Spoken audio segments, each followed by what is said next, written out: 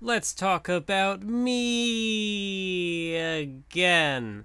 For those of you who are new around here, I did one of these videos last year-ish, a little over a year ago now, where I just go back and critique my old videos and talk about why I hate them now. Or, well, the last one wasn't as negative, but this one's probably going to be more negative because it's been like a year since I last did one of these.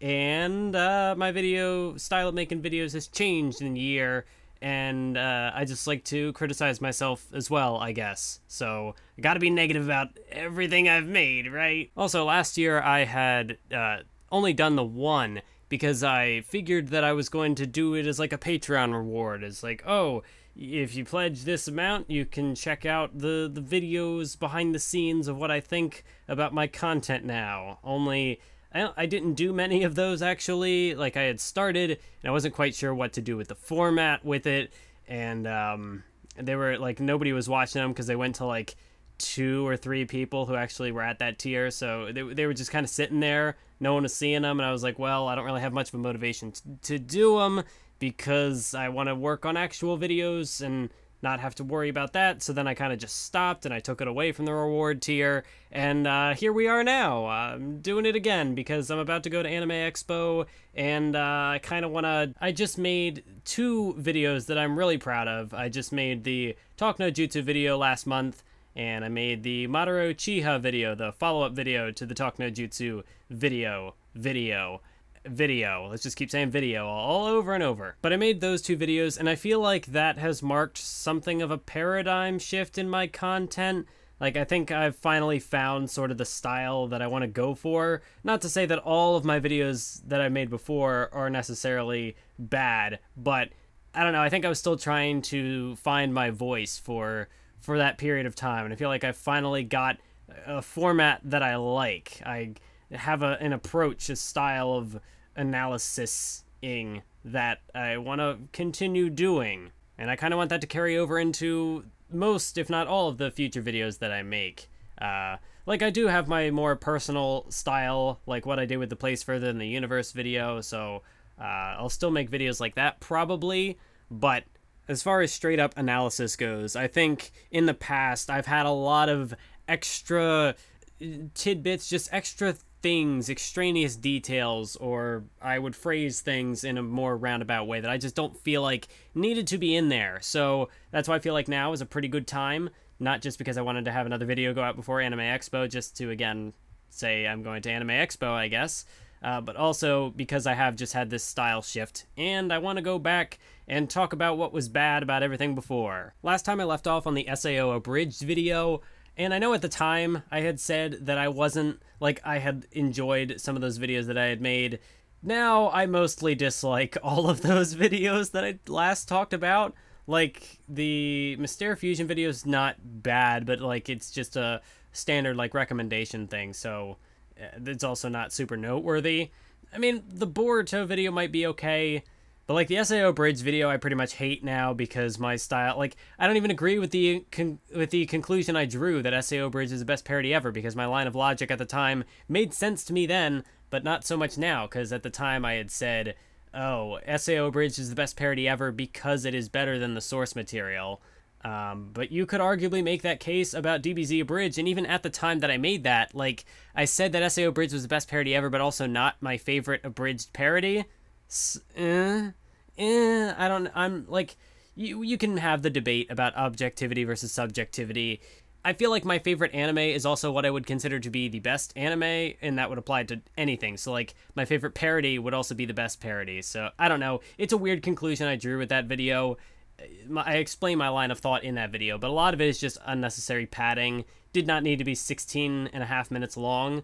Explanation Point made videos about SAO Bridge that are better than that one, so just don't watch that one, go watch the other ones. And, what is that? Like, the thematic breakdown video, that was the other video I was proud of, Kurapika versus Sasuke Uchiha, but I recently made clarifications on that thematic breakdown because I worded things sort of poorly, and obviously I didn't have the full context of Sasuke's character at the time, because in going back and revisiting Naruto, my opinion of Sasuke changed quite dramatically to, you know, appreciating kind of this certain aspect of his character but not appreciating it on the whole, to now I think Sasuke is one of the best written characters in Naruto, if not the best character in Naruto. So I did feel the need to go back and clarify some things there.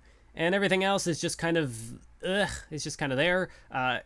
There's the irony in my Naruto is terrible video, which I might call back to in, well, I'll just save that for another video. So well, I've already spoken of it now, and I can't cut it out of the audio because it'll be an awkward transition, so I'm just gonna... So let's start off with my top 10 anime characters of all time video. It is by far my most personal video on the channel, the most me video I think that I've released so far.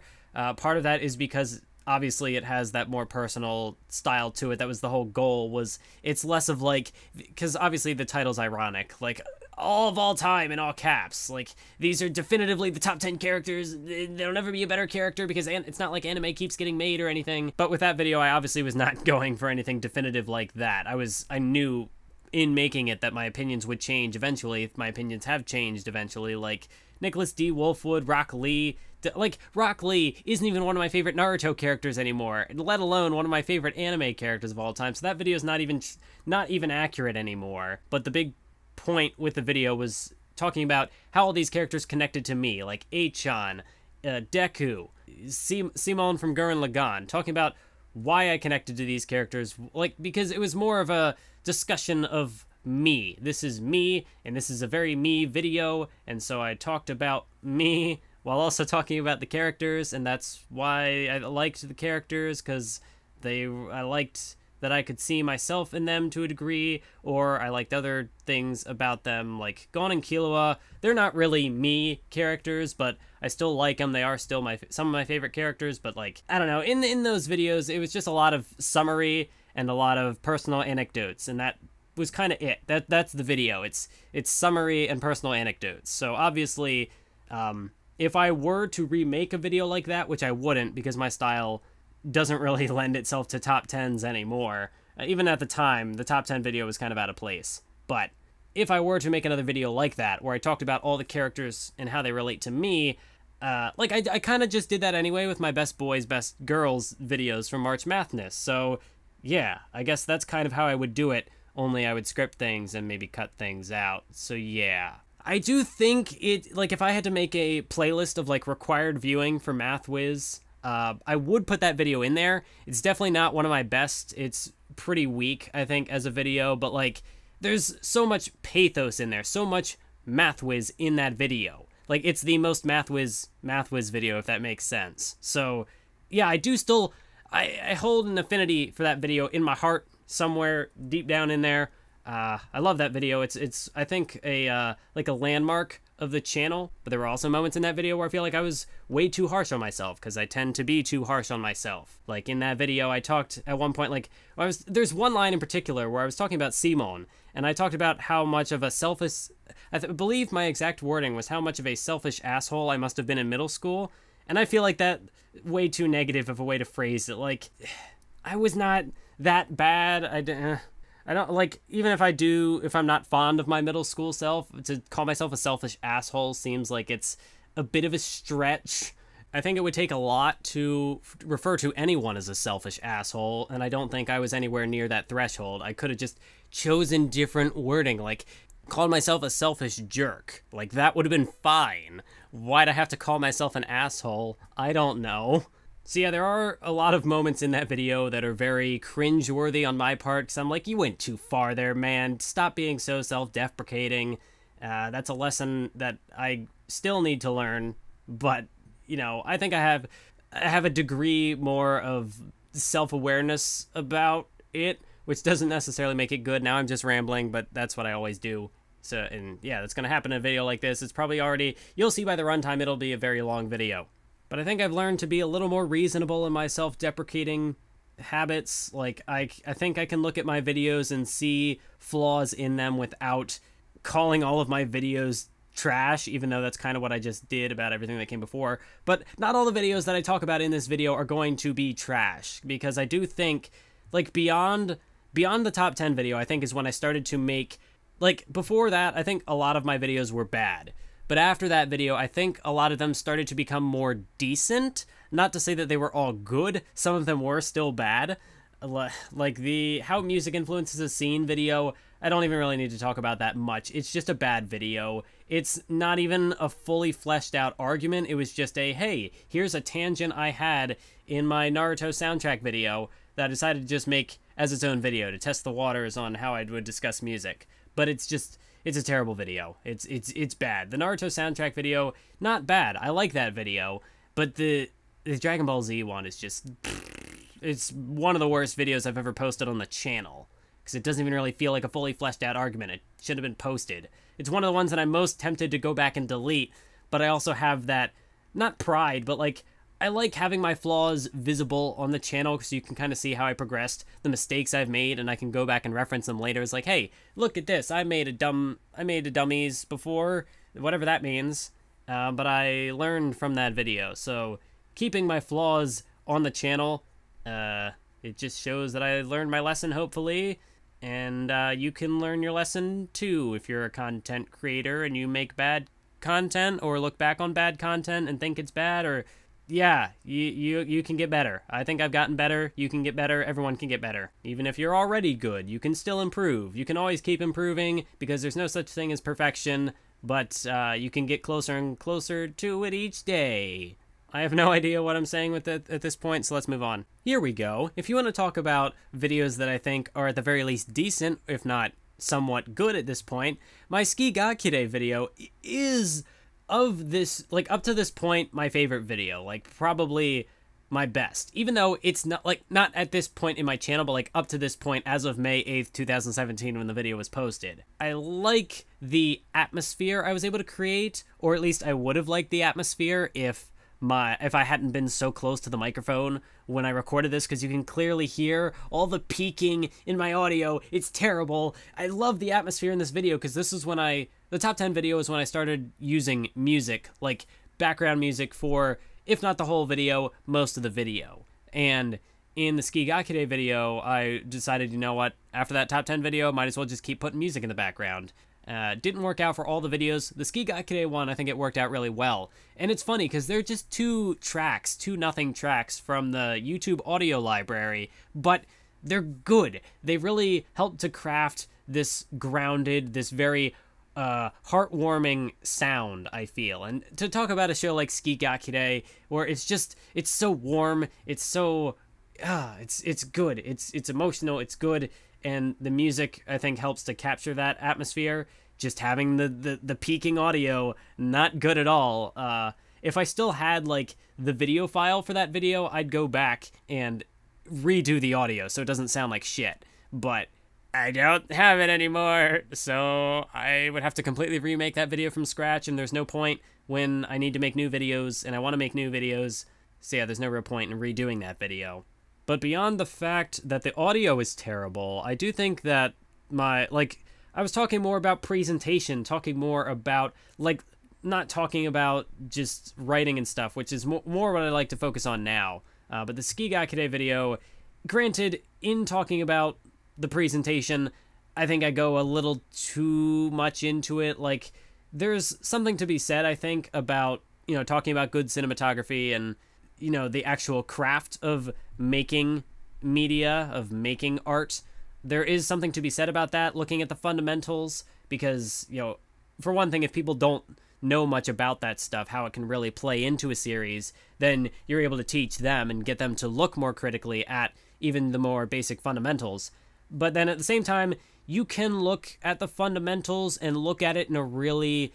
One of the scenes I discussed, I was basically saying, this is how conversations work, and this is what their body language means. Not to say that, like, inherently criticizing body language, or critiquing body language, rather. Not to say that's inherently a bad thing, but it's just the way that I went about it specifically in that video. Like, he's looking away and back and forth and not taking control of the conversation. There were some things in there that I said that I'm okay with. Some of them, it's like, okay, you're going a little too far. This is kind of obvious, stating the obvious. You didn't have to keep saying these things. We get it. You're good. Stop. But yeah, all in all, I like that video. I like Ski Gakure was a good show, and I'm glad that I was able to capture, at least I think I was able to capture the atmosphere of Ski Gakure. I like it when I can capture the atmosphere of a show, even in a video, which could have been better. But like if I had to make a list of top 10 videos pre-Talk No Jutsu, I'd say the Skigakure is probably in there, maybe in even like the top 5. I think it was pretty alright. Then there's the My Hero Academia, the Ultimate Shonen Tribute video, which, if you remember, if you've seen it, well, that was the one where I said that all my, spoilers, by the way, although not really at this point because the fight has finally aired in the anime, but if you haven't seen, yeah, you've had time to click off if you were worried about spoilers. The one where I said that All Might dies, and All Might doesn't actually die. Yeah, this is the one where this taught, like, if nothing else, this video taught me, like, hey, if you're gonna make this claim, and even if, like, from what you got, like, I got it from a pause and select video where, like, it said spoilers in this video, and I watched, like, the first 10 or 15, 20 seconds, maybe, and then I stopped, and then I just didn't watch the video. So, like, if I had watched the full video, I would have known that All Might didn't die, but I don't. That was such a stupid decision on my part. I don't know how I ruined that. Like, looking back on it now, it's like common sense. You would know, like, if you think you've been spoiled on something and you're going to make a video about that spoiler, maybe you should prove that it's a real spoiler and you're not just making things up. But I'm not great with common sense. Clearly back then, I didn't know what I was doing. So it's easy for me to look at this video and say it's a terrible video because I made that one mistake. But in it, I was making... It's not a great video, though, because, like, I'm talking about shonen, and then I brought up, like, Gurren Lagann with, like... When I was talking about shonen, I was referring more to, like, Shonen Jump, Weekly Shonen Jump. So to mention Gurren Lagann is a weird comparison. Like, I talked about the dynamics of Deku and All Might and how it's kind of similar to Kamina and Simon. And, like, that's a cool parallel, but in a video talking about why My Hero Academia is the ultimate shonen tribute, Gurren Lagann seems like a weird show to mention. Yeah. I mean, I would go back and kind of, I think, expand on some of the ideas I posed in this video a bit better. Like, I made the tournament arc video comparing Naruto and My Hero Academia directly. So, yeah, I think that's just a video. It's don't watch it. Like, if you haven't already seen it, no need to watch it. It's not a good video. And if there was any, like, merit to gain out of any ideas in that video, I will probably go back and make a video talking about that idea, that good, like, the one nugget that was worth talking about in that video. I'll probably make a new video and talk about that idea more directly and with more substance. So yeah, I'm not a big fan of that video. Then we have why you should watch Baby Steps, which I did kind of talk about in My Work is Flawed, so I won't dwell on it much. This was supposed to be a precursor. This video was supposed to be a precursor to a multi-part Baby Steps analysis, which I am still gonna do. I haven't dropped the idea. You know, I might even do it after the Summer of Naruto is over, because now that I made the Talk No Jutsu video, that's the kind of style that I want to use for that Baby Steps analysis. Like, that's basically what I had planned on doing with Baby Steps, what I did with Talk No Jutsu. Kind of break down, like how I broke down the fights, I'd be breaking down the games, and talking about what each game represents to the series, rather than how each fight plays into this ideology. That's what I will be doing. This was more of a recommendation to anyone who hadn't watched Baby Steps, and honestly, not a great recommendations video. I feel like this video... I stated it, My Work is Flawed. It feels like it's basically just a Digi ripoff. Like, Digibro made a video about, like, he did his top 10 anime in 2014, and he talked about Baby Steps. And I feel like that's basically what I said here, was I basically just lifted the points from that video. This is where I talk about, I was still struggling to kind of find my voice. This was probably one of the worst videos as far as not really having found my voice. Like, clearly I'm still, not, like, I'm not just taking inspiration from my inspirations, but, like, I'm taking their points verbatim. Not good. That's also not a good video. I guess, like, May, June, like, after the Skigakure video, it took me a little while to find my footing again, because some of these videos weren't all that great. Then there was Broaden Your Horizons, which honestly, again, it was brought to my attention by... Yeah, it was brought to my attention that this video is kind of similar to Digibro's video. I think it was titled Your Taste Should Always Be Evolving. But it was, I guess, more of a math whiz perspective on that video, which even then, like, I don't know, should I really have been making, even now, should I be making videos talking about more broad concepts in anime when I've only seen so much anime? Maybe that's not the best idea. Like, I kind of like the way the video was put together. I kind of like some of the things I said in that video, but even then, it's not super noteworthy. Like, it's a good dash of math whiz philosophy, not philosophy, but like my ideology, I guess. So if you want a little dose, a little dash of math whiz worldview, you can check out that video. But other than that, it's not very great. One thing I did forget to mention about the last two videos, which kind of applies to this video a bit, when I did start adding music to my videos, there was definitely a period where it felt like I was just throwing in the music because I wanted to start using music. It didn't seem to add much to the video. In the Ski Gakure video, I felt like the music helped me capture the atmosphere of the show, which is kind of ironic given that the title is about, you know, the silence in Ski Gakure. But the music helped me capture the ambience, the good atmosphere of the show. I didn't feel like I did that with Baby Steps. I didn't feel like I did that with the My Hero Academia video. And Broaden Your Horizons, you know, I was starting to take some music from non-anime, like use some non-anime music in videos just to have a bit more diversity, so I guess that was cool, but it was alright. Really, it's just not a very noteworthy video. Then there's the explanation point video. I'll see you at the top. I do really like this video because it's meta, and I like watching videos about, you know, that are meta, that like videos about videos or whatever have you. I do really like that, so I did one here, and of course I'd like it. As I said with like music, I want to try to, with a video like this Ski Gakure video, I want to try to capture the atmosphere of a show. So with, like, when I make videos about other content creators, I'll try to capture that content creator's atmosphere. So like when I made the Mystere Fusion video, I tried to format it in like the format of a Mystere Fusion video. When I did the explanation point video, I tried a little bit to do some of X Point's editing style, didn't do much of it. It's difficult. I don't know. I can't do that. That's not my style, but I did it a little bit.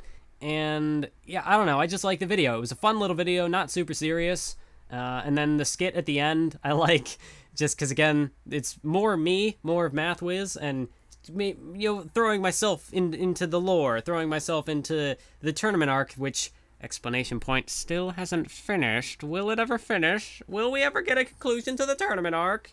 I don't know why I'm using this voice, but I want to know how the tournament arc ends. I want to know what's next in the explanation point narrative, but I don't know if it'll ever end. I don't know it's in limbo right now. But yeah, I like that video. It was fun, not too serious. It was a good time. I like it. Why do I make YouTube videos? I'm basically just gonna skip over because I feel like it just wasn't really a necessary video. Yeah, you can watch it. It's fine, I guess. I don't know. I don't really have much to say about it. I don't really want to talk about it. Then there's the the UA students fight stain video. Not good. Clearly this one was just kind of made, like, I was working on the stain video, and I got like a thought as I was making that video about the fight, and I was like, well, why don't I make a separate video about the fight specifically, and then I can talk more about Stain and Stain's ideology and stuff like that. The fight video is not very good. It's a lot of recap of the fight, and it's not a video that needs to exist, really. And if it weren't for the Stain video blowing up, this video would not have blown up, because it didn't perform that well. And then I made the Stain video, and I directly linked to this video, and I'm like 99% sure that that's why this video blew up, because the Stain video blew up. So it's got like a sixth of the Stain views at this point in time. Yeah, it's just not a very good video. Like, I don't know. Like, talking about why I like the Stain fight, I could have done it better. Like, I think Mother's Basement made a video about the Stain fight. Probably broke it down in more detail than I did. I mean, it's like 20 minutes or whatever. I forget how long the video is. I don't know why I'm talking about Mother's Basement in this video when I haven't even seen that Mother's Basement video. It's probably better than mine, so I'd probably recommend watch that. Yeah, this just wasn't a very good video. It didn't need to exist. If there was anything noteworthy to take out of that Stain fight video, I could have just put it in the Stain video itself. But yeah, it just didn't really need to exist. It was just kind of there while I was working on the Stain video, because it was a tangent thought, and as I said with my Dragon Ball Z music video, tangent thoughts do not make for great videos on their own, so maybe don't do that. Although then again, some of my addendums were sort of tangents to the original source videos, and if I'm gonna make a part 3 to the Hypocrisy Naruto video, then I guess that's sort of a tangent, but I digress. As far as the actual Stain video, my most popular video currently on the channel, I do like this video. Do I feel like if I had any video that was going to blow up and get 668,000 views at the time of recording this, that would probably be the one. Because at the time, I think it is one of my better videos that I had made. Like, at that point, the only video that I think probably might have, like, if I would have been super happy that, like, yes, this video blew up and got this many views, probably the Ski Gakure video, but even the Ski Gakure video isn't really worth that much. Have I made any videos that are worth 668,000 views? I mean, I don't know, maybe the Talk No Jutsu video, I like that one, but before that, I don't know. How do you really quantify the value of something with a number? But I feel like the Stain video it's close to what I recently have been doing with, like, Talk No Jutsu and with Madara. It's in that vein, but I also don't feel like it's as substantial, probably because at the time I hadn't read the My Hero Academia manga. I was just going off the anime. And even though I had rewatched the anime episodes to talk about, like, I had gone back and checked the episodes multiple times, so, like, I did go back and make sure, like, okay, these are my points, and the fight supports this stuff, yeah, but I didn't tackle it in a nuanced enough way.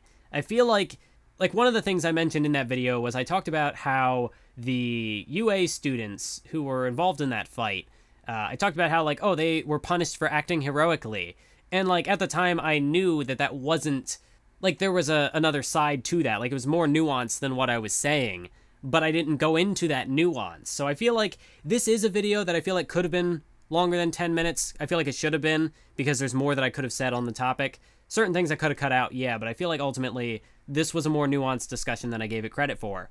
Another quote from that video that I said that I didn't really believe at the time, but it's just like, I talked about Shigaraki, and I said that, well, how I should have said it was that based on what Stain had seen, Shigaraki was an unnuanced villain. He was just, he was evil for the sake of it. But that was very clearly not what Shigaraki's character was or is. Season 3 elaborated on that a little more. You can see Shigaraki making that development. But even by that point in Season 2, like, the arrival of Stain planted the seeds that there's more to Shigaraki than what has been shown thus far. And I knew that at the time, but I didn't actually convey that in the video. I just said, nope, Shigaraki's just evil for the sake of being evil. And that's another line that could have been fixed. I don't really have a reason to go back and remake the Stain video, other than, like, yeah, fixing those 2 points, going into there's a more nuanced discussion there that I didn't really get at, but if I went back and tried to remake that video, that's all I would be doing. It's just remaking that video. I'd be talking about the same points that I talked about in that video. I don't feel like that's, perhaps, I mean, like, I guess I've done the addendum videos in the past, so I could do an addendum to the Stain video. This is My Hero Academia we're talking about. It's a shonen battle anime. It's a very popular shonen battle anime, and I like shonen battle anime. I like shonen battle manga, so it's very unlikely that I will never revisit My Hero Academia on the channel. Hell, I already did it in the time since. I talked about it in the tournament arc video. So, yeah, I'm gonna go back to talk about My Hero Academia at some point. If there's anything like, if I end up making a video on Shigaraki's character by the time the series is over. Because the problem now is that in my style shift, it kind of, like, if I made the video about Madara Uchiha before Naruto was over, before Madara's character arc was over, it wouldn't really work. Like, I kind of need the character arc to be complete before I go back and talk about that. With Stain, like, the thought I was trying to express in that video works, but even then, like, in the material that I was not aware of, there are more references to Stain, and it goes into more depth of, like, how Stain's ideology has continued to spread throughout the world of My Hero Academia. Now I'm just going off on a tangent on the world of My Hero Academia, and that's not what this video is supposed to be for. Like I said, if I want to talk about the Stain video again, or elaborate on points that I flubbed there, I can talk about them in another video if it's relevant to the subject matter. But, like, recently Manime Matt made a video about Shigaraki, about, like, why he's a revolutionary villain.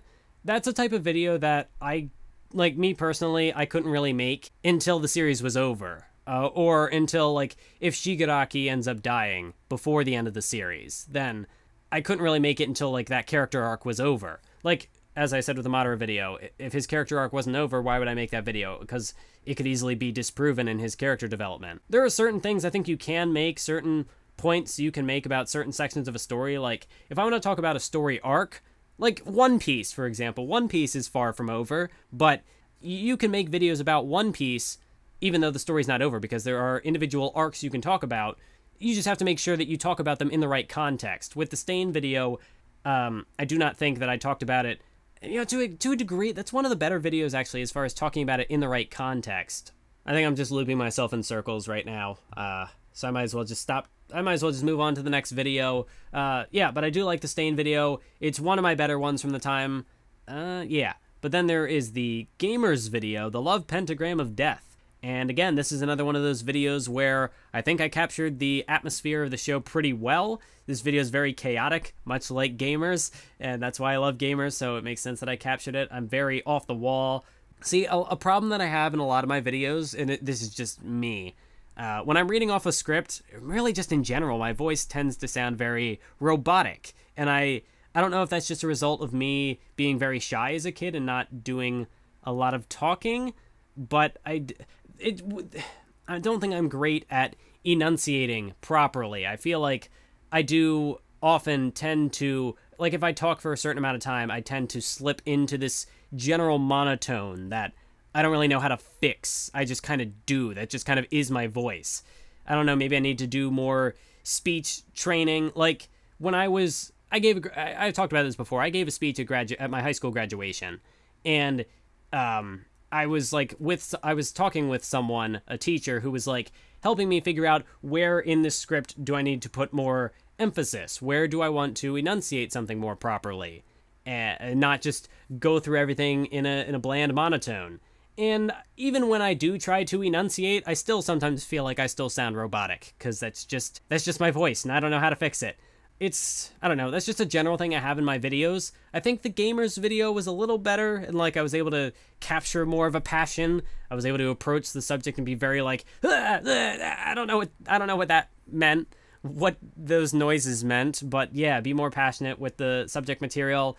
But like, that's not something I can always do, because like, to be passionate in a goofy way, like what I just did, if I did that in an actual scripted video where I was trying to be very serious, that's a jarring tone shift. It doesn't work. So I'm not super great, I don't think, at being a very lively script reader. Even then, like when I do my wrestling commentaries, I also have that problem where I tend to slip into monotone, even when I feel like, because there are even moments where I feel like I'm being very active, and I feel like I'm enunciating very well, but then I'll listen to the audio back and it's like, no, that still sounds robotic. Dude, what are you doing? So, I don't know, but I feel like the Gamers video, that was a very long-winded way of saying that the Gamers video was very passionate. It broke the mold a little bit in that way. It's also not a very great video. There's a lot of summary in there, just kind of talking about the events that happened. Like, I presented them in a way that sort of conveyed the appeal of Gamers as far as, like, tone is concerned, but it's not a great video either. Other than being a good tone piece, I don't think there's much noteworthy in that video that I say about Gamers. I think there's more that I could say about Gamers. I could talk about things in a more substantial way, because like I said, that video is just a lot of summary. So yeah, it's not a very great video. It's also not one of my worst videos, I don't feel, because at least it has that tone aspect to it. It's better than like the baby steps and the My Hero Academia videos I discussed. Well, the Shonen Tribute video. It's better than that one. It's better than the fight video. So it's not the worst, but it's also not that great. Why do people hate Boruto? Yes, I ask you, my lovely viewers, why do people hate Boruto? No, but this video was okay. I feel like, again, this was me trying to, like, I was taking another step closer to my current style with like the Madara and the Talk no Jutsu video, where I was trying to look at things in a more ideological way. I don't want to say philosophical way, because I feel like that, like, to talk philosophically, you need to present philosophical concepts, arguments. You know, you want to talk about why, you want to talk about, I don't know, determinism. That's a philosophical concept. And so, like, ideological, I don't know how exactly, what am I trying to say? Like, I was trying to talk about, like, why Boruto is the way that he is, and I was trying to play Defense for Boruto. The video was originally titled In Defense of Boruto, where I was just trying to play devil's advocate. That's what I was doing with this video, is I was looking at it from a different perspective, seeing why Boruto was the way that he was, comparing him to Naruto, certain scenarios Naruto had been placed in. But at the same time, this wasn't a very in-depth video, I feel. Like, I talked about the one scene where Naruto punches his dad, and, you know, like, he's able to meet his dad after growing up without a family, and things happen there, and, like, how that would relate to Boruto. But, like, there's also a problem with Boruto that, like, I didn't address in that video, like, the fact that Naruto could, like, Naruto's got shadow clones. Why, like, he doesn't really have an excuse to be, like, it's not like with Goku, where if Son Goku goes off and, you know, doesn't come back to Earth after dying, because, like, with Goku, like, there's the claim that Goku's a bad father, and it goes around. If you want to say, like, Jing Freaks is bad, I'm not even going to get into that, actually, because that's a completely different context. But, like, people say Son Goku is a bad father, because, like, just as one example. So granted, take that with a grain of salt, I'm just giving one example here. But, like, the Cell fight, he dies, and then he doesn't come back to Earth, because he feels like Earth will be safer. Like, there's a clear context for that. Like, Goku's not just neglecting his family, his son, for the sake of it. He feels like being on the planet is a threat to his family, so that's why he doesn't come back. Whereas with, like, Naruto, like, he can create shadow clones. Why can't a shadow clone also be at... And, like, memory can be transferred, so, like, why can't he be with his son? Why can't he be the Hokage and also a father? I don't really know. He's just like, oh, Naruto's tired, so... I don't know. So, like, I feel like this is a very, I was trying to have a nuanced discussion about Boruto here, but it also wasn't very nuanced. Like, I don't know, it's not a terrible video, but it's also just not great. This was the last video I made before I then just decided to drop Boruto, but now that I've made my videos on Naruto, I have, like, like, when I made my Boruto videos, part of, I think, my reasoning for making them was that, like, I wasn't super invested in Naruto at the time, because this was before I revisited it for the Nen show. So, like, I looked at Boruto through, not rose-colored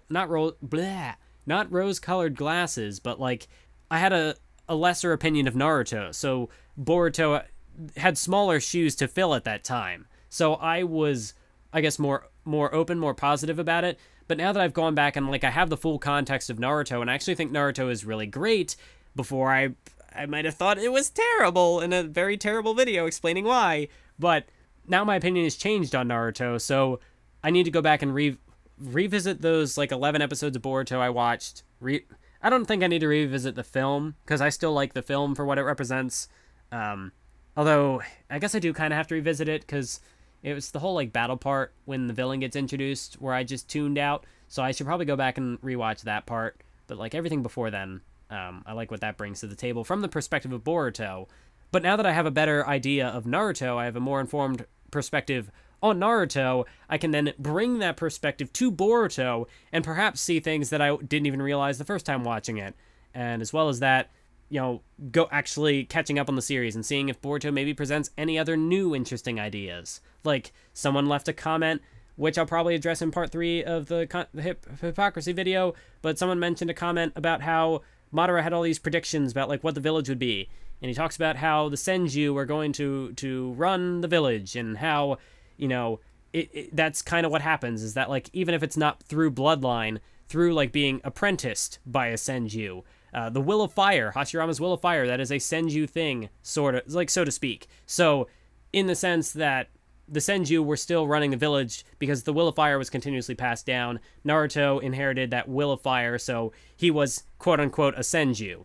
But with Boruto, he doesn't want to be the Hokage. Sarada Uchiha wants to be the Hokage. So then you'd be having an Uchiha inherit the Senju Will of Fire. So that goes against Madara's prediction, and it continues to play off of the themes that have been established in Naruto. It continues to play off the generational thing, the passing of the torch.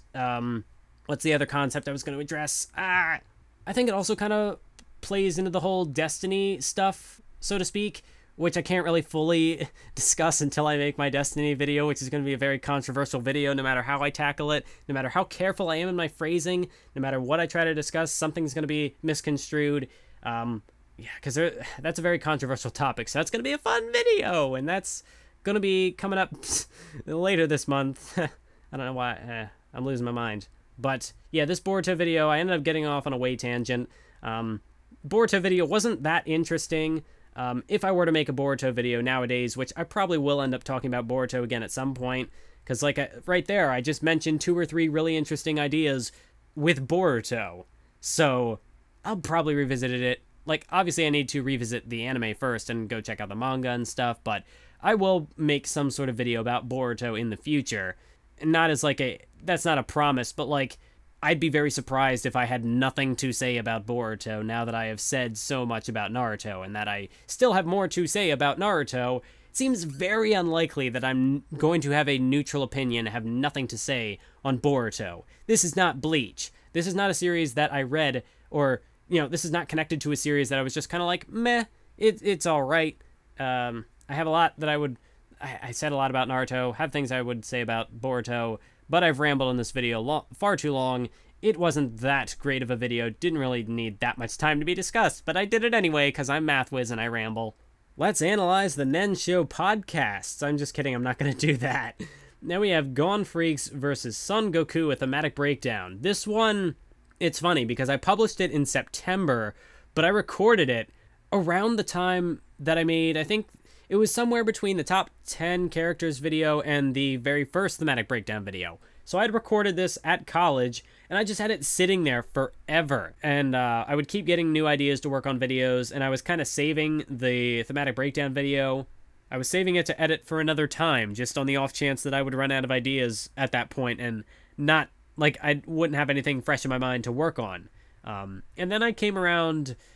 this was around when I was starting to put together the soundtrack video for Naruto, and that took quite a bit to put together. So I decided to make that video finally, and you can kind of tell that it was an older video when I made it, because it had sort of the similar mistakes to the ones that were present in my very first thematic breakdown video.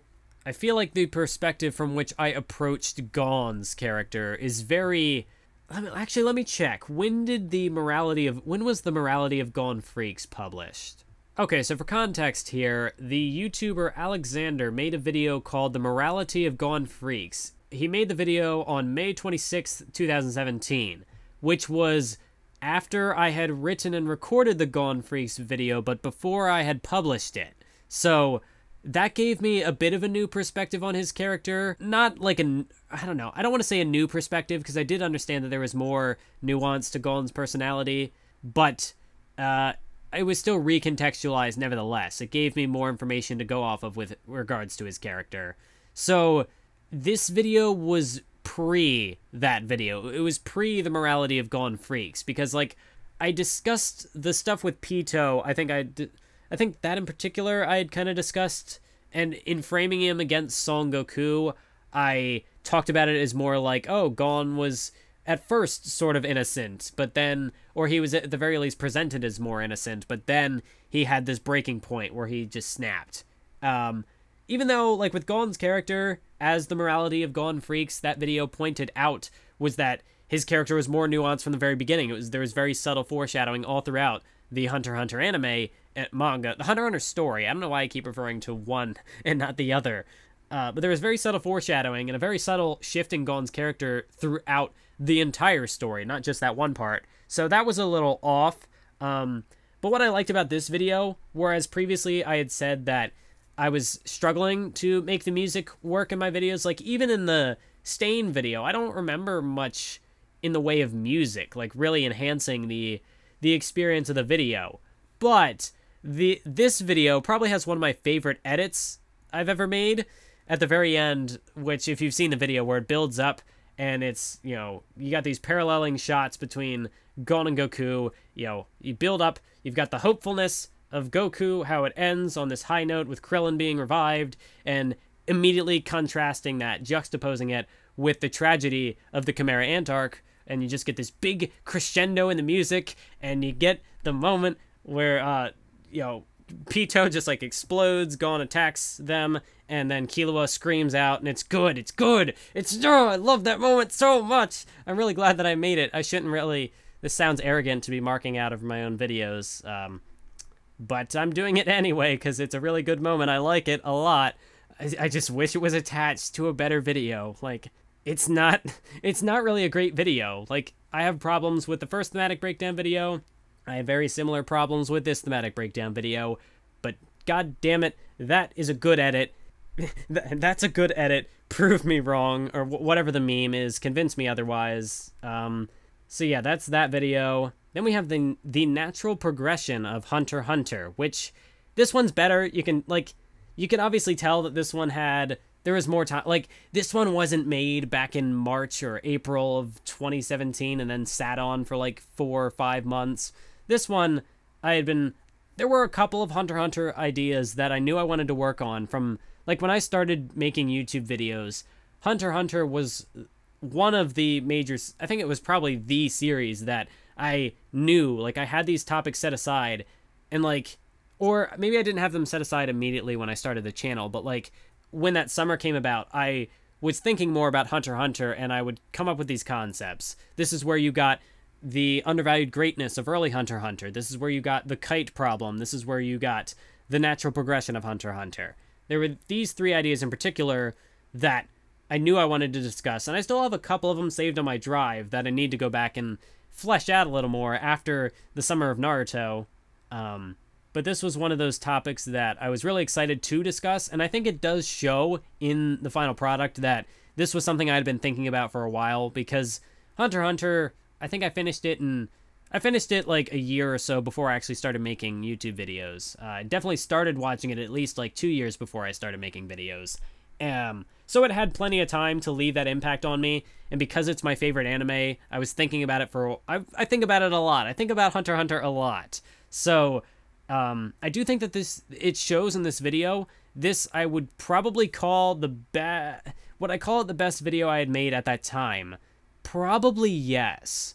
I almost like this video better than I do the undervalued greatness of Hunter x Hunter, because I do feel there's a bit of redundancy in that video, which I'll talk about later, but I do really like the natural progression of Hunter x Hunter. It's, you know, talking about the arc structure, talking about the way the narrative of Hunter x Hunter flows, how Togashi weaves everything together, and yeah, I do really like that video. I actually don't think I have very many problems with it, other than the music I don't think was very well integrated. It's just, again, it's one of those videos where the music is just kind of there. It doesn't really enhance the experience or anything. Like, if I could have taken the edit from the Gon Goku thematic breakdown video and somehow managed to make that work in the context of the natural progression of Hunter x Hunter, that would have been great. Like, if I could have had the audio editing of that video in this video, I would have loved it so much more, but as it stands, yeah, editing could have been better, but overall, I think the script was pretty alright. Probably one of maybe my favorite Hunter x Hunter script I've done so far. Yeah, I think I'll say yes to that, tentatively. Although in the future, I would like to make more Hunter x Hunter videos, and I think my overall video making process has gotten better since then, other than the fact that I haven't been very consistent lately. But if I can get the consistency down, I think that hopefully I can make better Hunter x Hunter videos than the ones I've already made. That would be nice. Then again, part of the problem I find with Hunter x Hunter is that it is a really popular series, and you have a channel like Alexander, which basically like, the style that I did with Naruto is basically like, I think it's very Alexander-esque, where, like, talking about the themes, the characters of a show, because that's what I like to look into. That's why Alexander is one of my favorite YouTube channels, is because, you know, he makes a style of content that I would want to make. But because he's making it about Hunter x Hunter and talking about basically all the Hunter x Hunter characters. I can't talk about the Hunter x Hunter characters in the same way because I'd be saying the exact same things that he'd be saying. So yeah, I have to find new angles to approach Hunter x Hunter on, which is good because that is making me look at different aspects of Hunter x Hunter, and I'm only finding more to appreciate about the series. The Hunter x Hunter Dick Riding Association already exists, but I don't run the account, but I'm basically a member. You can pretty much induct me. I don't know if they're watching this video, but yeah, I'm aboard. Then there is the Naruto composing an iconic anime soundtrack analysis video. I do like this one. Unlike with the how music influences a scene in Dragon Ball Z video, I think I do a better job of considering the overall context. Like, oh god, like, the problem with the Dragon Ball Z music video is that, like, I took one particular example, and basically used that to say, this score is better than this score. And it gets even worse when you're comparing scores, because, like, then you need to have a more substantial argument. And that video is just bad all around, and that just made it worse. But the Naruto soundtrack video, I didn't say anything like, oh, it's better than the Shippuden score, and here's why, blah, blah, blah, blah, blah. But this is the first Naruto video that I look back on, and I think, yeah, this is a pretty good Naruto video. I do think it kind of shows that I'm not super knowledgeable on music, because I don't talk about, like, I can't talk much about the music on, like, a technical level. Like, this is how the music was constructed. Like, you're not going to see a cartoon cipher type video from me about music because I'm just not that knowledgeable about music. Because of that, I do think that potentially the scope of this video was limited, but I think I did a pretty good job at considering that context in mind. I didn't really try to talk super in-depth about the construction of the music, other than, like, saying, this instrument makes the sound like this, and it represents the character like this. I don't know, I think I looked at this video from a more restrained perspective, knowing that I was only so knowledgeable about the topic. But the problem with a lot of my previous videos was just that the scope was too big. Like the Broaden Your Horizons video, that's a good example. I'm talking about a broader thing, talking about anime in general, but I don't think I've seen enough anime to make a claim like that, so I don't feel like I'm in a position to really make claims like that, and that's why you haven't really seen those more broad concept videos coming from me, and that's why I generally try to avoid the more blanket statements that concern more stuff that's out of my depth, stuff that I'm not as familiar with. So, like, right now, I'm trying to focus a little more on shonen, because that's one of my major interests, is shonen anime, shonen manga, and more specifically lately I've been focusing just on Naruto because I have a lot that I want to say about Naruto, and other than, like, the tournament arc video, which was itself relatively restrained because I'm only comparing two shows, actually I might have mentioned, like, Dragon Ball or something, but I was mostly trying to compare the two shows and not try to talk about anything in a broader sense. So by talking about a specific show, a specific narrative, I have less room to make those big mistakes because I'm talking about, like, Naruto. I've read the series, read it once, watched the anime once, not fully to completion, but most of it. So, like, I am familiar with Naruto. I am comfortable talking about Naruto because I would like to think that I know Naruto. Whereas, like, if I just talked about music in a broad sense, like if I said Naruto has, like, if I had compared the Naruto soundtrack to any soundtrack, or just said that, like, Naruto has one of the best soundtracks of all time, where's the basis in that? How am I going to be able to compare the Naruto soundtrack to any other soundtrack when I'm not great with music? So I talked, like, I think in that video I looked at more so, like, the character's narrative atmosphere of Naruto through the music, rather than, like, looking at the music itself. That's not quite accurate. Anyways, as a result of not having that super in-depth knowledge of the subject, there was only so much I could say, and I do think at times it does kind of show that I'm not super knowledgeable about music. Like, some of my statements can, I think, seem very basic because I don't know much about the craft. So, like, I had that in mind, but at the same time, sometimes I did make those little mistakes where maybe I was, like, with the Skigakure video, where I was, what was the phrase I used? Stating the obvious. That's what I was thinking of. I do think at certain points in that music video I would have the same issues, just of stating the obvious, because there's only so much I could say. But I think I had some interesting ideas in there, like how one of my favorite, I think, bits of analysis in that video was talking about Sasuke's Shippuden theme, Wandering, and how that represented the change in his character. Like, really just comparing the two Sasuke's themes. I really like that bit. Just talking about how it represents the two different parts of it, or the two different mental states he had been in, the different statuses of his character. So I do like that. I did like that, but that part. Overall, this isn't a terrible video. It's so-so. Like, I do think it's one of the better ones I had made at the time. Since then, I haven't made any other videos about music because I am aware that I'm not super knowledgeable about music, and I also don't have much of an interest in looking deeper into the craft of music, like music theory and whatnot. And I feel like if I was going to make another video about music or tackle anything from any different perspective on music, I would need to have that knowledge. So, you know, at one point I think I had thought about making a video about Hiroyuki Sawano. Yes, yeah, the Sawano drop. Hiroyuki Sawano. Thought about making a video about that because I was thinking about making videos on Kill la Kill. I ended up seeing an article about the topic, which I'll link in the description. But yeah, I was going to talk about the soundtrack of Kill la Kill in a very similar manner as like how the music represents the characters and whatnot. But there was already a blog post about that, and it talked about the subject in a way more in-depth manner than I could have, like actually talking about the construction of the music and whatnot. So it was good that I found that, because it did sort of make me, it made me kind of do a double take, like, yeah, maybe I should just stay away from music for right now. So even though people have asked me to cover the Shippuden soundtrack, I don't really think that I think that video would be kind of redundant, because I did talk about how, like, the music of the original makes the show feel, and the Shippuden soundtrack is slightly different. It has a different sound to it. I feel like I don't know, it's got similar instruments involved, like the shamisen and shakuhachi, which are the two I mentioned in that video. So it's got that, like, a good blend of modern and, like, classical Eastern, but it's different but similar, which isn't saying much, but I feel like that's basically what I would be saying in the video. That'd be the overall thesis of the video, is it's different but similar, and personal preferences, you know, you can have them.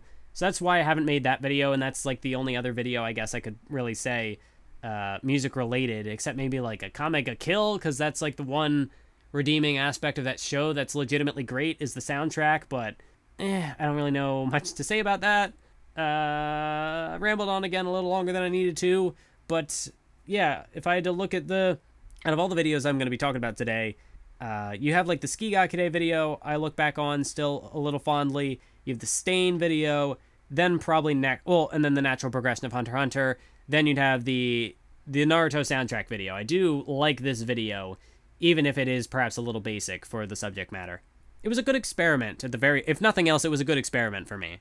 Oh, and also, because it was very focused on music, I was able to do a lot more editing in time with the music, so music integration, very good. Crafting a lot of little mini AMVs, so to speak, in that video, and I did like that. That, I think that's a big reason why I do like that video, is because I like the editing. Now we're moving into the December videos. This was a bit of a March Madness precursor, where I wanted to see if I could get out weekly videos in the month of December. Unfortunately, I did not realize that on the day that I posted the first video, that would mean that I would have to upload 5 videos in December. Because I uploaded it on, like, a Saturday or whatever, and that was December 2nd. And there's 31 days in December, so I was going to have to make that work, 5 videos, and didn't quite get that. The last video took a little longer to make, so it didn't happen. But I did, you know, that was the precursor to March Madness, and I was able to, you know, I got 4 out of the 5 weeks done. I got 4 videos done, I was proud of that. So I was happy with myself for the consistency. However, no, I don't think any of these videos were that special. The first one being the best 2017 anime you may have missed, which was basically just a recommendation for Mahojin Guru Guru.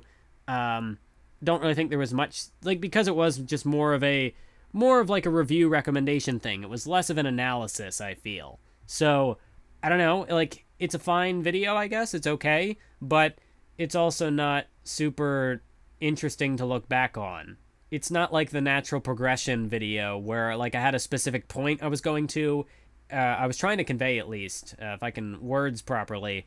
But, yeah, the natural progression of Hunter x Hunter video had, like, it had a thesis. It had a main point I was trying to get across. Like, I think this show has good pacing. It has like a good arc layout, a arc structure, good narrative flow. And that's something I can go into more depth on, like, you know, explaining and elaborating on. Whereas, like, if you're just talking about, this is a good anime and I want you to watch it, you could take that in any direction. And I don't think this video wasn't meant to be specific, because it was just a more general review. So yeah, it was all right. You should watch Mahojin Guru Guru if you haven't yet. Fucking watch it. Stop watching this video. Go watch Guru Guru. But yeah, the show is good. The video, not so much. It was fine. Not super noteworthy. Then there's the Nechi no Susume and the Value of Online Connections video, which is mostly noteworthy just because it was around the time when everybody who made Nechi no Susume or Recovery of an MMO Junkie videos, everybody was getting hit with copyright strikes, like, because the company or whatever was just being a total jerks. So everybody all across AnyTube getting hit with them copyright strikes, not copyright claims, but copyright strikes. And I think that's, like, the biggest talking point about this video, because it wasn't super special. This one was better than the Guru Guru video in that well, I shouldn't say better, because, like, comparing a review and an analysis isn't really fair. Because, like, an analysis is trying to get across a certain point beyond, like, it's less of a recommendation of the show, and it's more like taking a look at this perspective, or not perspective, but, like, looking at an idea. Like, The Contradictions of Mamoru Uchiha is not a recommendation for Naruto. It's talking about a concept, talking about a character in Naruto, and taking a look at that. So, like, comparing the two, it's very different. So, the Nechi no Susume video, I can look at more critically, because I was trying to be more critical of the series, and I like the idea I'm going for here. I liked the, you know, the whole perspective of the online connections. I like the show for that. But ultimately, I don't think this video was super noteworthy. This had an issue where, for whatever reason, like, when I was recording the video, I seemed to be really struggling on the delivery. Like, it's very quiet, sort of. Like, maybe someone else was in the house or whatever when I was doing this, so I felt a need to restrain myself a bit. But, like, I don't know, I don't like the audio in that video. I was also having some issues with my mic at the time, because I was getting some static in there, and I was wondering what was going on. But it was something to do with, like, my setup, and I was eventually able to figure it out. But, like, in that video, because it was that quiet, there was also kind of the static getting in, which I tried to drown out with the background music. Either way, it just doesn't sound very good, in my opinion. It was another one of those, like, quote-unquote analysis videos where I tried to pepper in a bit of my personal touch, you know, get a little bit of me in there, talking about, like, my experiences and the value of online connections, talking about the value of my online connections. So this video wasn't bad. I do like it. It's not like the other videos I've made in the past that some of the other videos I've discussed that are like, oh, that video is definitely bad, or that video's got a really major flaw in it. I don't think this video has any major flaws. It's a little 7.5-minute thing. It's not super noteworthy, but that doesn't make it bad. It's just kind of there. It's fine. It's all right. It's good. Yeah, I'm okay with it. Powering on through, next up we have Overcoming the Disconnect, Horo Musuko, aka Wandering Sun. This video, I'm not particularly fond of it looking back now, because as the title would suggest, through the disconnect, I had a lack of understanding in this video, and that's why the show was sort of special to me, was that, like, it was able to inform me a little bit more about, like, just the topic of gender identity and the experiences of transgender people. It taught me a little bit more through the experiences of the show. So now that I've actually been in environments where I was like, for example, the Pedantic Romantics Discord server, that opened after that video was made. So in the Pedantic Romantics Discord server, there is a specific channel for transgender people to, just have discussions and just talk about gender identity, talk about gender identity related things. And so because I'm in that Discord server and I've, like, been paying attention to that channel, I've been able to gain a better understanding than I had at the time of gender identity, like what it means to different people, like how, like, at the time that I made that video, I didn't really get it. Like, I didn't really get transgender people, and that's that's going to sound uninformed because it was. I didn't get it. And that's part of why I wanted to make that video, was because Wandering Sun helped me get it a little bit. But since then, I have looked more into, media talking about gender identity, looked more into just articles and stuff, and of course being around people who struggle with gender identity, I've gotten a better understanding of the topic at hand. So when I look back on this video now, I see how uninformed I was, and I don't like it. I'm like, no, just learn, go out and learn things, be a person, whatever that, what am I saying? I don't even know what I'm saying to it. I do that. I just say weird things, and then I'm like, why did I say that thing? And that's kind of like this video. It's like, did I really need to make this video? Nah, it's like 11 minutes. I think it's overly long. I think it's a bloated video.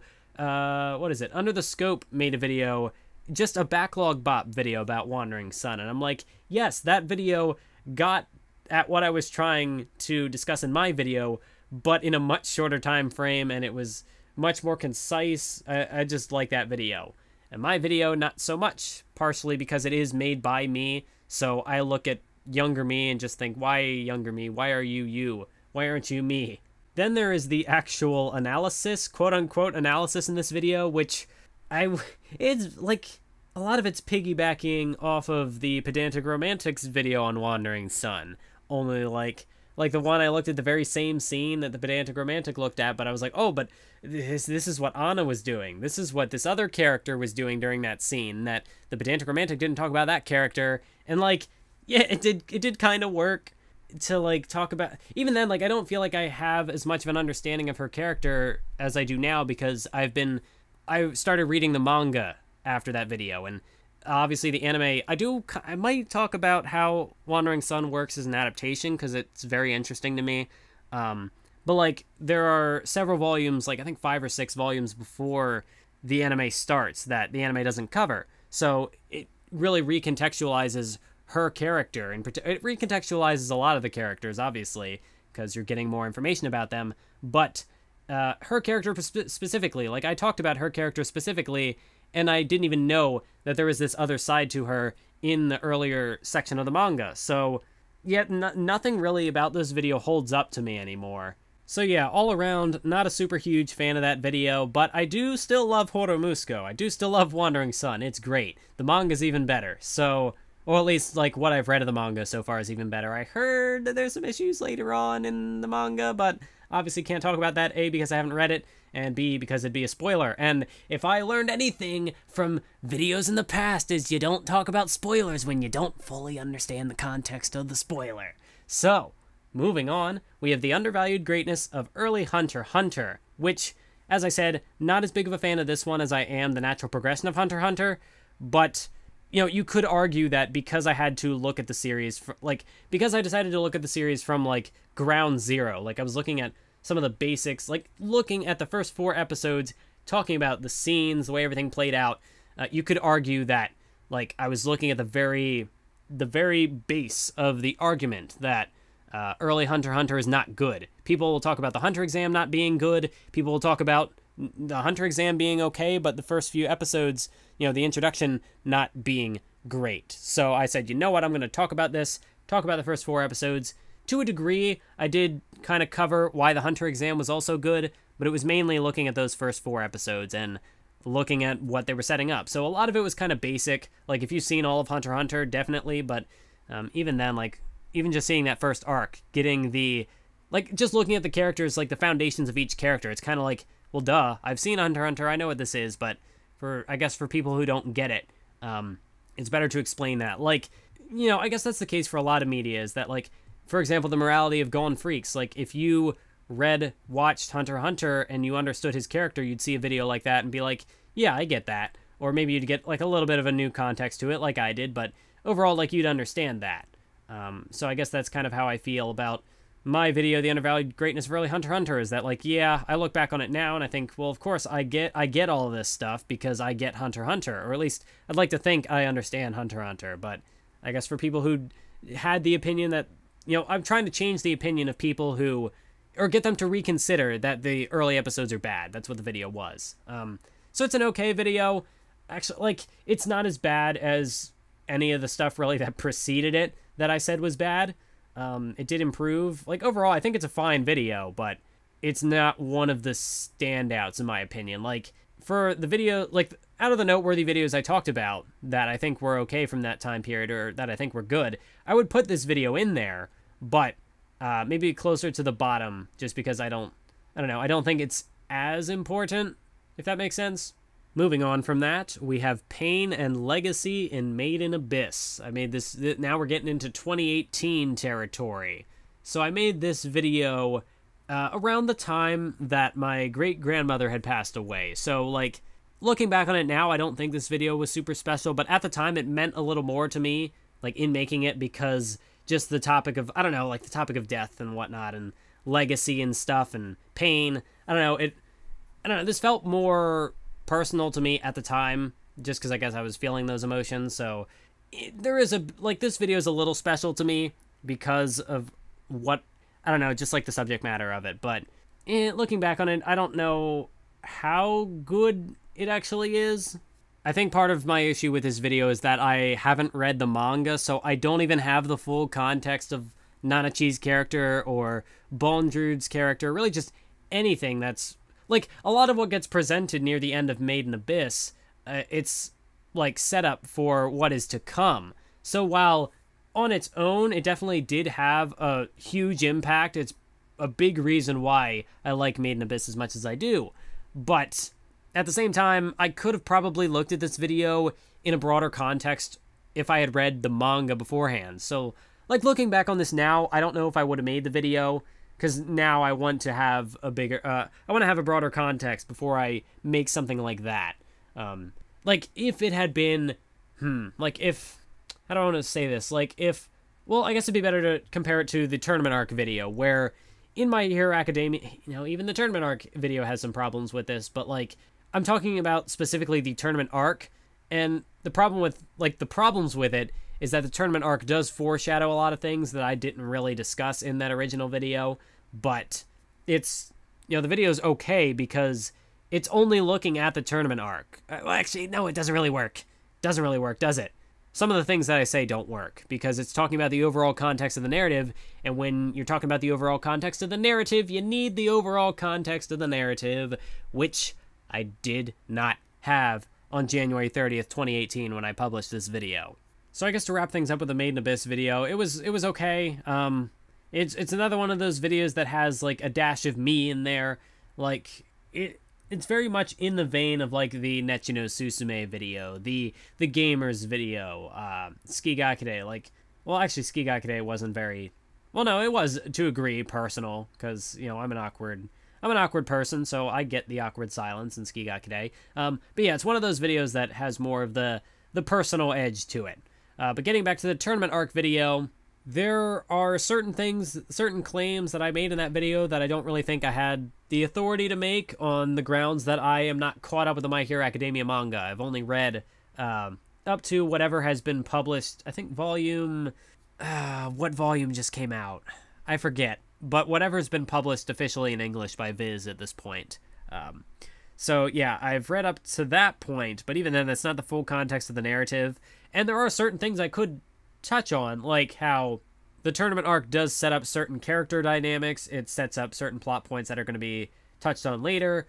But even then, like, with how I talked about the Naruto tournament arc, how I talked about the Chunin exams, I talked about it in a way, like, I said that the Chunin exams introduced some problems that would be, like, it introduced elements that would become problems later in the narrative, which some of that wasn't really a super duper problem until part 2, and that was around, like, that was close to, like, chapter 240 is when that started, whereas I've only read about 120 chapters of My Hero Academia or so. So if I want to talk about My Hero Academia potentially introducing problems that would become evident later on in the narrative, I don't have the same amount of context. I don't have the same amount of material to go off of. So this, again, I like the video because it's getting closer to what I'm doing now. Like, this was a very necessary step in getting me to, like, not to say that the videos I make now are perfect, but, like, I'm more confident in the video. Like, since I posted the Talk No Jutsu video, I've become more confident in the type of content I'm producing because it's similar, in a similar vein to that video. And this was probably the final step to really get me to that point, because then March Madness came along and that was a totally different beast.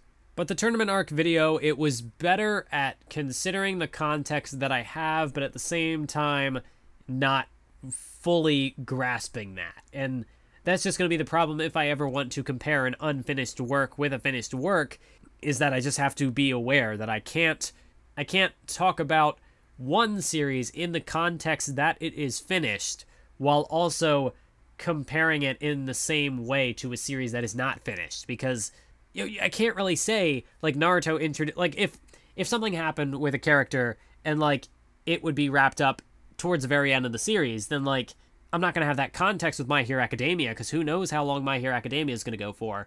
If I talked about Naruto, like, in relation to 200 chapters of Naruto versus 200 chapters of My Hero Academia, assuming that many were even published at this point, assuming I had read them all, then that'd be a little more of a fair comparison. But comparing 700 chapters of narrative to, 180 chapters of narrative, it's not entirely fair. And that's something, like, I kind of understood at this point, but didn't fully understand. So while I think I mostly avoided making crucial mistakes on that basis, I did still make a couple. I did still make a few. With that being said, overall, I think this is a very good video, by my standards now at least. Probably a year from now, if I make another Let's Talk About Me again, however I'm going to title it at that point, maybe I'll look back on this video and think it's terrible, think it's trash. But by my current standards now, I think it's pretty good. Like, other than the two hypocrisy videos I recently made, that was probably my favorite video I had done. And even, like, with acknowledging that, yeah, it's got flaws with it, it's not spectacular, but it's getting better. Because there were quite a few good points in there, making the comparison from the Deku Todoroki fight to the Neji Naruto fight, talking about the similar dynamics there, talking about, like, the construct of the fight and how they both played around this thing. Because, like, there is a bit of a meme that, like, My Hero Academia is the new Naruto.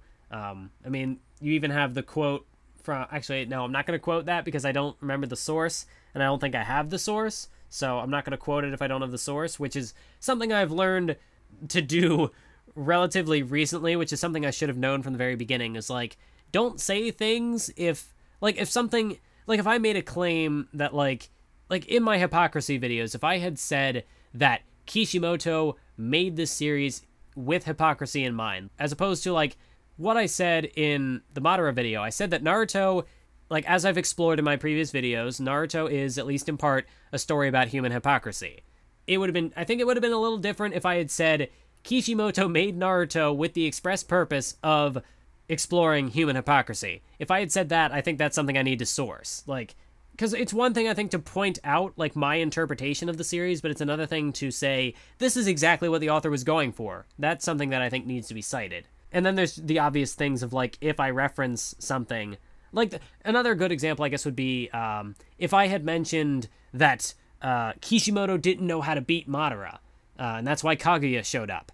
That's something that needs to be cited, because I want to know, when did he say that? Because he didn't say that. He, I guess, implied it in the, and I will source this, but I forget what was it called. It was the Jump Festa 2013 panel? Where's my sources document? I have it here. Okay, so yeah, it was 2013 that he had said it, because it was right around those chapters of Naruto. Which, like, in the context of that event, he could have just been saying it to build up hype for the series. He could have just been saying it to, like, even if Kaguya was sort of introduced last minute, just saying here that, like, oh, I need to figure out how to defeat Madara. Like, that doesn't really mean anything. Because, well, one thing was that Kaguya had been introduced by that point, because it was around the 650 or whatever chapter. I forget exactly what the exact number was. I can leave a comment, because I know I have something typed out somewhere, because I almost put it in the video addressing the rumor, but I decided not to in the video itself. But now I'm doing it now, so I guess I'll have to do the thing. I'll put the text block on screen, I guess, or I'll do something. But anyway, the point being that, like, if I just say that Kaguya was introduced because Kishimoto didn't know how to defeat Madara, then, like, thinking that going into the narrative, it's going to give you a different, like, perception of it. It's going to make you think of things differently and perhaps draw conclusions that are not correct. Because if that was not the case, perhaps Kishimoto introduced Kaguya, had intended to introduce Kaguya to explore a certain idea. Then if you just say, well, she was just introduced because Kishi couldn't beat Madara, then you're not going to be able to draw those conclusions. You're going to be completely false, especially if something happens where something else gets sorted. So, like, if I would, like, ever, I think, like, if I, this is completely off topic now, but, like, if I were to ever interview Masashi Kishimoto, or, like, was ever in a position to ask him a question, I'd probably ask him, like, what, like, something along the lines of, like, did you intend to explore hypocrisy in Naruto? Because, like, if it was all just coincidence, or, like, if he actually wrote it, it's something to consider, because, like, the intent of the author is not the sole worth of a piece of media, I feel. I've been going at this for way too long. This always happens. This always happens. The rambles keep coming and they don't stop coming and they don't stop coming and they don't stop. So in conclusion, after going way off topic, the tournament arc video I think is pretty good at this point in time. That's what I think of it. Yeah, I like it. It's got some problems with it, of course, but yeah, I think it's pretty good. I'm not going to talk about the live-action Full Metal Alchemist video, because that's just dumb. Why did I even make that video? I don't know. I guess it kind of worked as, like, a face reveal before March Madness, rather, when I was going to be doing stuff on camera, so, like, I guess that kind of works for it. It was supposed to be, like, not even really a parody, because it's not much satire. It's more just a shitpost about, like, oh, Netflix thing. It's like, I picked the worst subject, because, like, the Full Metal Alchemist movie wasn't even, like, it wasn't a Netflix thing specifically. Like, Netflix picked it up, but it was not made by Netflix. Like, if I had done this video on the Netflix Death Note, it would have worked. So, like, of course, the only time I make, like, a shitpost, an intentionally shitposty video about Netflix, it wasn't even a thing made by Netflix. So, like, I can't even do shitposts right. So, yeah, fuck that video. It's bad. I'm not going to talk about anything from March Madness, because I just don't. Those are completely different. I have a different set of criteria to judge those upon. However, the kite problem wasn't fully connected to March Madness, so I feel like I can do that separately. Like, it's the one video that I wanted to be standalone, and I just kind of happened to make it during March Madness, so it's not even really branded by March Madness. So I will talk about that. This was sort of a precursor to what I assume will be a comparison series on the two Hunter x Hunter anime adaptations.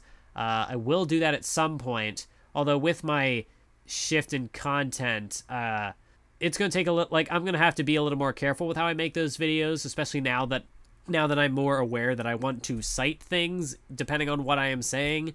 That seems like a series where I might want to cite stuff. Like, I might want to do research on that. Like, if I want to talk about, like, the philosophy behind the 2011 anime adaptation as opposed to the 99 adaptation, maybe like, one thing I think I mentioned in the kite problem was, or maybe I didn't mention it, but I was kind of getting there, or would have brought it up in part 1, was like, no, I did mention it. There was the whole basis of the kite problem. I need to stop soon.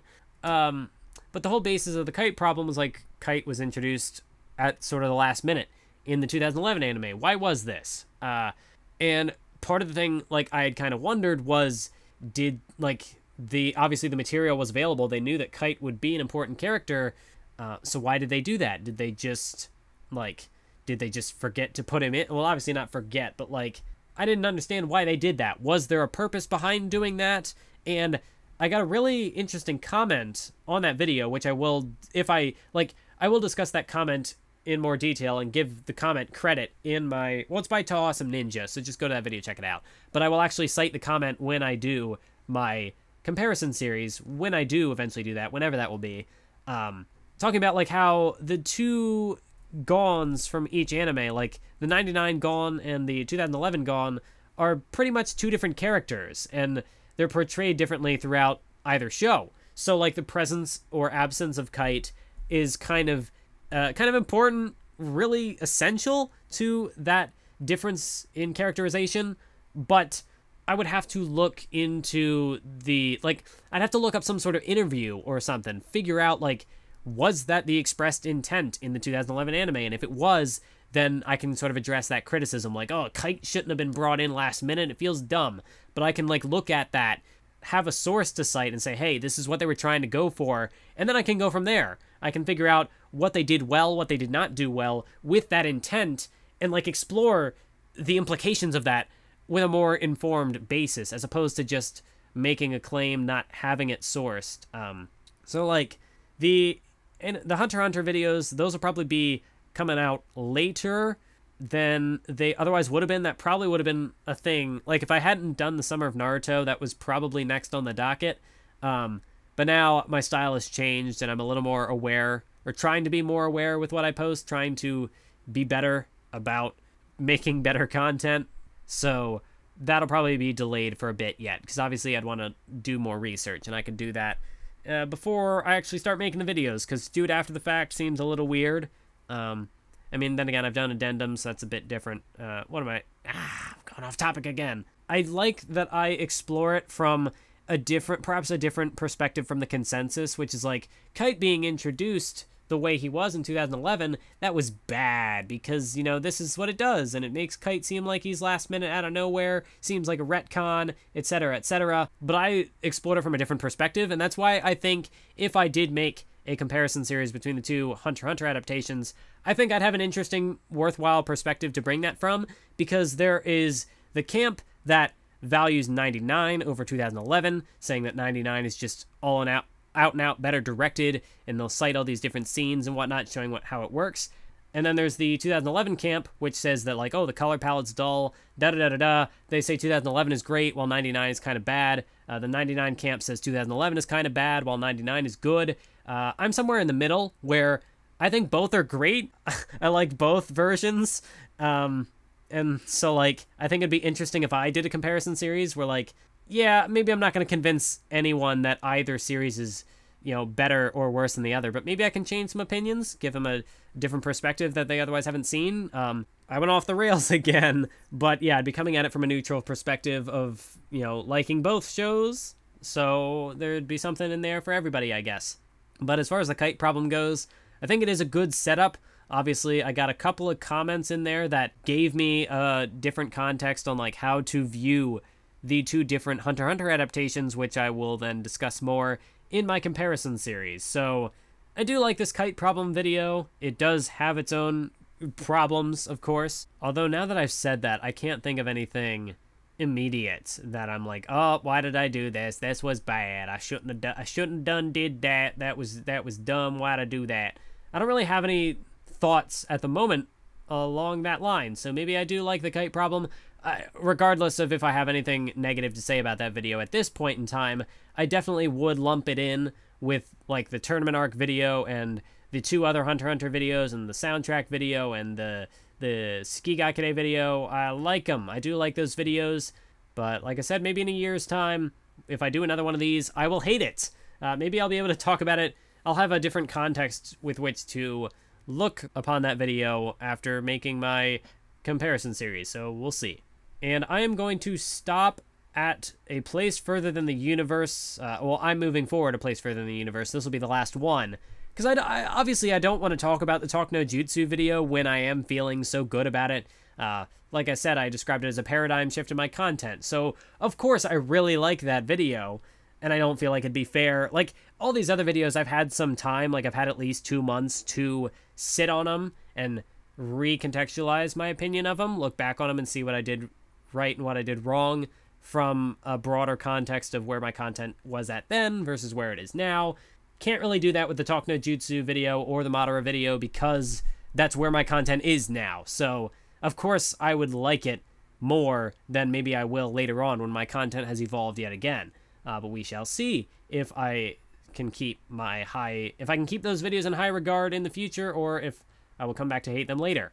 But with regards to my Yorimoi video, my Place Further Than the Universe video, it was okay. It's another one of those personal videos, another one about me, contextualizing the show with my own experiences, and coming off of March Madness, this just felt like a video that I needed to make. This was a video that, it's not super special. Like, I don't think it stands out. It's going to be pretty forgettable long term, but at the time, I felt like if I didn't make that video, I was losing. I felt like if, just because everybody else had already made their takes on A Place Further in the Universe, it ended up being like anime of the season that everyone was making videos about. So by the time I got that video out, I was, concerned about that, feeling self-conscious, I was feeling insecure about my video because, like, everyone else had already talked about the show. What was there left to talk about? What was there left that I could have said? But at the same time, like, after coming off of March Madness, it just felt like a video I needed to make. Because I felt like I had to get that video off my chest, get my thoughts out there, and it felt like if I gave up on that video, what was going to stop me from giving up on making any other video? Because, like, coming off of March Madness, going into March Madness, rather, I was at a point where I was feeling very insecure about my content. Because like I said, before the Talk No Jutsu video, I had a pretty significant problem with basically every video I had made before that point. Maybe not every video, or maybe not even a pretty significant problem, but I don't know, I just had some level of insecurity about my content. I was just in a weird place, and that's why March Madness happened, because I wanted to make content, I wanted to get myself in a groove, and get myself motivated, get myself moving, get myself back in the content creating process, and that's where A Place Further in the Universe came in, because it was my first video after March Madness, and so I felt like if I did not get this scripted video done, if I didn't make it, how would I expect myself to make any other scripts in the future? How would I hold myself accountable to finishing these scripts if I couldn't even finish this one? Like, a little 7-minute video about A Place Further in the Universe. If I didn't make that video, if I couldn't even finish that video and get it out, how could I be expected to make a massive Talk No Jutsu video? How could I be expected to spend 46 minutes talking about hypocrisy in Naruto if I couldn't even spend 7 minutes giving my opinion on, my favorite anime of the winter season? It was a much more mundane topic, and because it was broader, like I was just talking about why I like the show, it was less focused on an idea, but because it was so broad and it was something that, like, I could theoretically write about anything with this show, it was so open-ended that, like, if I didn't make that video, I felt like I could give up on anything. And so this was a bit of a hurdle for me. It was a challenge I felt like I had to overcome. And I'm glad I made the video. It wasn't super special, honestly, because there were so many videos about Place Further in the Universe, so many videos talking about how the anime made that person feel. But I did get a comment on that video talking about, like, how each video talking about A Place Further in the Universe and talking about how it impacted the person making that video, they were all from different perspectives. They all had sort of different spins on the series. Like, Ember Reviews talked about friendship in his video. You had, like, all these different videos coming out about the same show, but they were all talking about it in a different light. And there's something special in that the show was able to touch so many people on a personal level and inspire them to do more.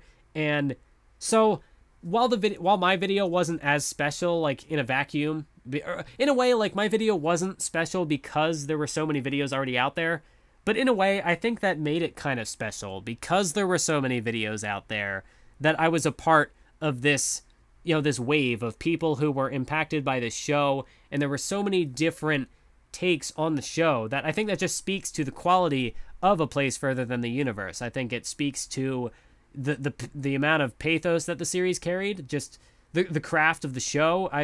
It was a good show, and I'm glad I made that video, even if, looking back on it, it's not going to be one of my standout videos. I know it's not going to be. Even now, like, it's one of my more recent videos, and I'm not I'm not in super high spirits about it. As opposed, like, looking back on a video that I made in May of 2017, around a time when my content, I think, was generally pretty bad. I like the Skigakide video more than I like A Place Further Than the Universe video, which was made at, right before I feel like I had this massive change in my content, when I feel like I was starting to get better. So I will think this is a forgettable video, but it meant something in the moment. It meant something to me then, and it was an obstacle that I overcame. I didn't give up, I made the video, and where am I now? I made the Talk No Jutsu video, I made the Madara video, and I'm very proud of both of those videos, and that's why I feel like making that place further in the universe video, not giving up on it just because so many other people had talked about it, not giving up on it because, I felt like it was going to be forgettable. I still went through with it anyway, and now I don't think I've ever been more proud of the content I've been making. My last 2 videos have been great, in my opinion. So even though that video wasn't great, in my opinion, it led me to greatness in a way. I didn't give up on it, and that stopped me from potentially giving up on what I've made so far. And yeah, lately I've been having some insecurities again. I've been letting the anxiety get to me. I haven't been as productive as I wanted to be. The Talk No Jutsu video took so long to make, and that sort of left me in low spirits because it took a month and a half to put that together. And as a result, that was reflected in the delay in the Madara video. There was a whole month in between there for, previously a month and a half for a 46-minute video. I think that's understandable. I think it's a little justifiable. A month delay for a 12-minite video, well, I guess it's closer to 13 minutes, but not as justifiable, I don't think. I don't think it's as reasonable, but that's just, it's another thing, another stumble that I had, but I didn't give up on the place further than the universe video, so there's no reason to give up on anything moving forward. And I have a lot of ideas that in a similar vein to the last 2 videos I've made, and I was proud of those last 2 videos, so I see myself being proud of the videos to come, and like I said, I do think it doesn't all come down to the fact that I made that a place further than the universe video, but it certainly was a confidence boost, and that's what it meant to me. And that is enough rambling for today. We got like an hour and 50 minutes. Jesus Christ. I mean, I will cut it down a bit in editing, just cutting out pauses, but still, sorry for the rambling, but you know me. If you're still at this point, you don't care about the rambling. You care about me or something, or maybe you hate me and you're just so dedicated to hating me that you stuck it out for all this time to finish the video. But if you made it to this point, thank you for listening. Thank you for hearing me out once again. Maybe this time next year I'll do another one of these. I do like having these sort of updates, just a more casual video, looking back on my content and, criticizing myself, trying to take a look at how I've grown, how I may not have grown, where I need to improve because I have not grown, etc., or just where I need to improve even though I have gotten better, I think. But again, to sort of relate to this place further than the universe video, just on the topic of giving up again, if I had gave up on that video, what if I had given up on going to Anime Expo, which is going to be in a few days? I'm not entirely sure when I'm going to get this video out. It's definitely going to be beforehand, because I just did want to give one final reminder that, like, hey, I'm going to be at Anime Expo. It's my first convention I'm going to. I'm really nervous, but I'm really excited for it. It's the first time I'll be going on I discussed it in the place further than the universe video, so you can watch that to get, some of my general anxieties about the con, but I'm excited for it. I'm excited for the AniTuber meetup, which generally happens at Anime Expo. Seeing people, again, it's a big leap for me, but I can do it. Oh my god, nervous. Now I'm just thinking about it more, and I'm getting more nervous, but I'm getting more excited. It's so close, it's so close. So yeah, that's going to be happening if you are in California, if you are at Anime Expo. That would be cool. Maybe you'll see me, maybe I'll see you. Maybe it could be fun. We'll see what happens, but I'm looking forward to it. And I'm looking forward to the future of content on this channel. I don't know if I'm going to have some sort of video, going about my experiences at Anime Expo. Maybe I will, just another sort of casual sit down like this. Obviously not this long, because I won't be rambling as much. I'll have less to ramble about, but I'm looking forward to that con, and in trying to avoid repeating myself, I might as well just cut this video off right now. Thanks for listening again. I've already repeated myself, so bye.